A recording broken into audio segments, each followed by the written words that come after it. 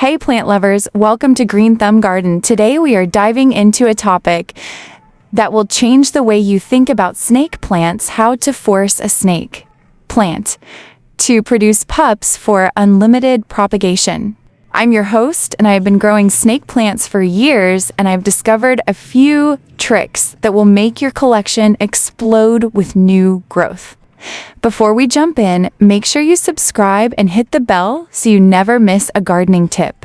Let's start with the basics. What are pups and why do they matter? Pups are small offshoots that grow from the base of the mother plant. They are essentially clones that can become independent plants. Having a steady supply of pups means you can share cuttings with friends, expand your own indoor jungle, or even start a small plant business. The first step is to choose a healthy mother plant. Look for firm, dark green leaves with no yellowing or soft spots of strong root. System is key, so gently remove the plant from its pot and inspect the roots. You want a dense white network, not a mushy brown mass. Once you have a healthy mother plant, we will create the right conditions to trigger pup production. Snake plants are succulents. They store water in their leaves, and they thrive when they are slightly stressed. One of the most effective ways to stress a snake plant is to let the soil dry out completely between waterings. During this period, the plant will start to divert energy toward producing offsets as a survival mechanism. Another trick is to provide bright, indirect light for at least 6 hours a day while keeping the plant away from harsh, direct sun, which can scorch the leaves. If you want to speed up the process, you can use a rooting hormone on a small cut made at the base of a leaf. Here's how: sterilize a sharp knife or scissors with rubbing alcohol. Make it clean. Diagonal cut about an inch from the base of a healthy leaf. Dip the cut end into a powder rooting hormone, then place the leaf on a tray filled with a well-draining potting mix such as cactus blend. Keep the mix moist but not soggy and cover the tray with a clear plastic dome to create a humid microclimate.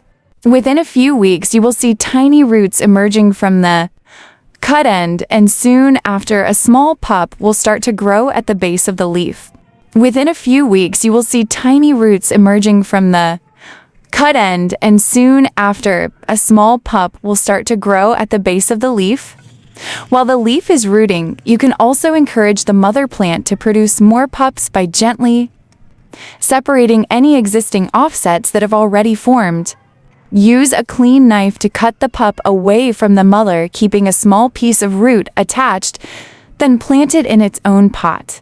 Repeat this process every few months, and you will have a never-ending supply of new snake plants. Let's talk about soil. A fast-draining mix is essential for snake plants because they are prone to root rot.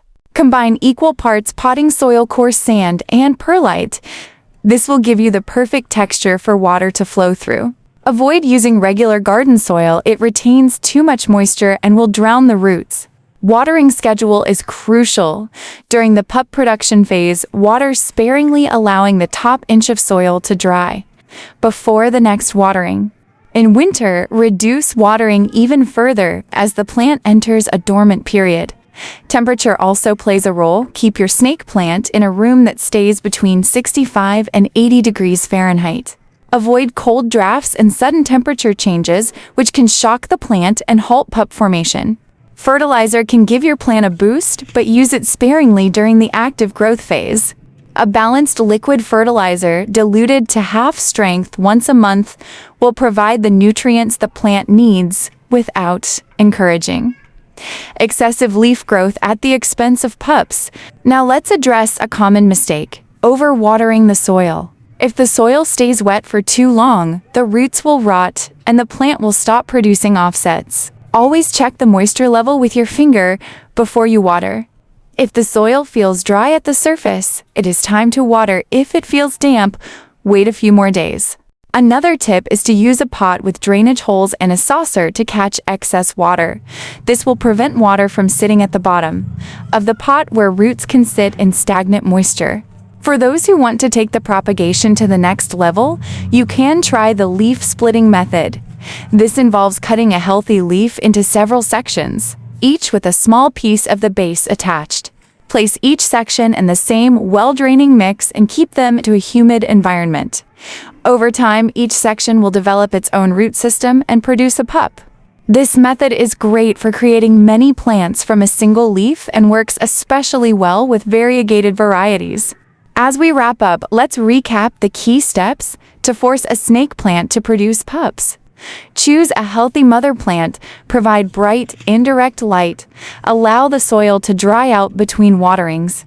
Use rooting hormone on leaf cuts, keep humidity high with a dome, and separate offsets regularly. By following these steps, you will have an endless supply of snake plant pups for your home or to share with friends. Thank you for watching. If you found this guide helpful, please give it a thumbs up and share it with fellow plant enthusiasts. Drop a comment below with your favorite propagation trick and let us know how your snake plant pups are doing. Until next time, keep your soil dry, your light bright, and your plants thriving. Happy gardening!